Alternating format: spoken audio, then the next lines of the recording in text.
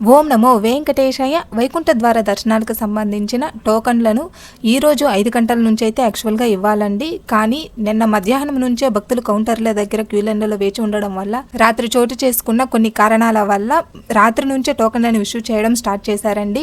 10, 11 తేదీలకు సంబంధించిన టోకన్లు అనేవి already complete అయిపోయాయి. ప్రస్తుతం 12వ తేదీకి సంబంధించిన టోకన్లను క్యూలైన్లలో జారీ చేస్తూ ఉన్నారు. వైకుంఠ ద్వార దర్శనానికి టోకన్లు తీసుకున్న భక్తులు మీకు కేటాయించిన తేదీ సమయాల్లోనే దర్శనానికి అయితే వెళ్లాల్సి ఉంటుందండి. కలియుగ ప్రత్యక్ష దైవమైన శ్రీ వెంకటేశ్వర స్వామిని దర్శించుకోవడానికి ప్రస్తుతం ఎలాంటి వెయిటింగ్ కంపార్ట్మెంట్స్ అయితే లేవండి. డైరెక్ట్ గా లైన్ లోనే అలో చేస్తూ ఉన్నారు.